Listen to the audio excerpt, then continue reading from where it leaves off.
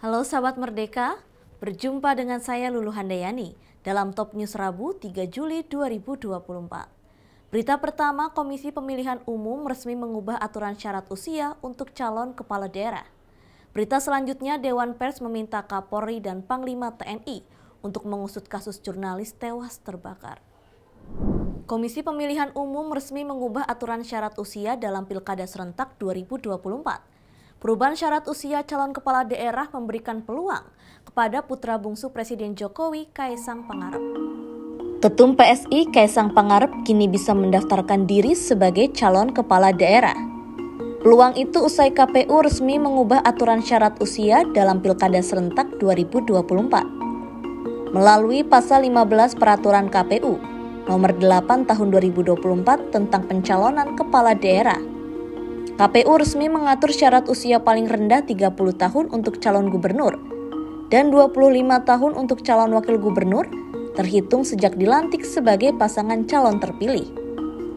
Melalui perubahan aturan ini, Kaisang yang diketahui baru berusia 30 tahun pada 25 Desember 2024 bisa mendaftar sebagai calon kepala daerah.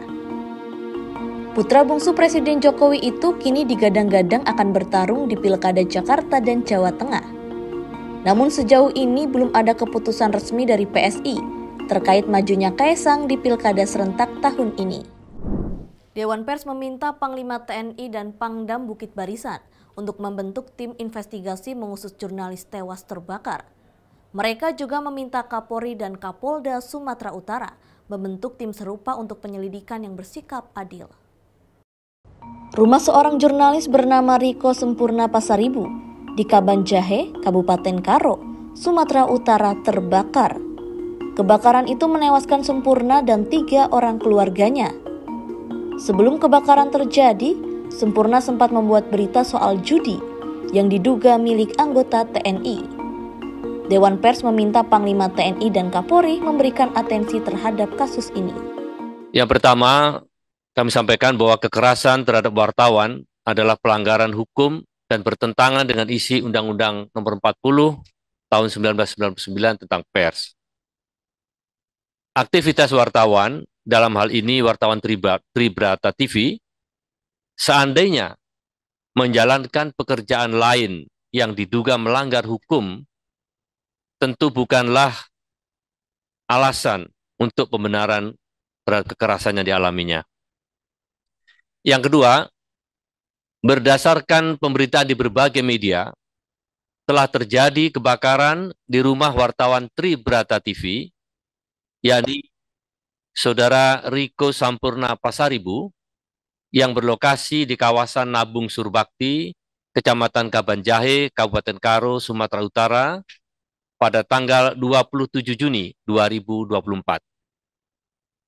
Kebakaran itu menewaskan 4 orang, yakni Saudara Riko Sampurna Pasaribu, lalu Elfrida Boru Ginting, istri Saudara Riko, kemudian Sudi Investasi Pasaribu, berusia 12 tahun, yang merupakan anak dari Saudara Riko, dan Loin Situkur, berusia 3 tahun, yang merupakan cucu dari Saudara Riko Sampurna Pasaribu.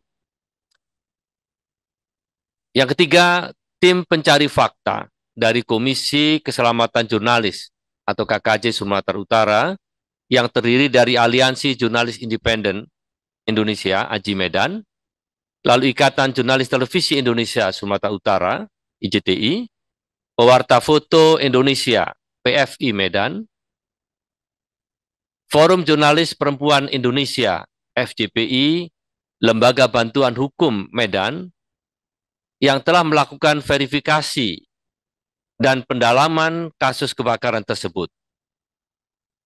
Dari hasil investigasi, ditemukan sejumlah fakta bahwa kasus kebakaran yang menewaskan 4 orang tersebut terjadi setelah korban, yaitu Saudara Riko Sampurna Pasaribu, memberitakan perjudian yang ada di Jalan Kapten Bom Ginting, Kelurahan Padang Mas, Kecamatan Kabanjahe, Kabupaten Karo, Sumatera Utara, dan diduga melibatkan oknum TNI.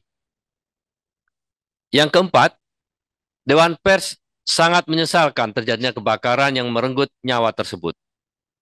Ada dua versi yang berbeda atas kejadian ini, di mana versi tim KKJ menyatakan adanya dugaan keterlibatan oknum TNI dan terkait dengan pemberitaan perjudian di rumah oknum tersebut.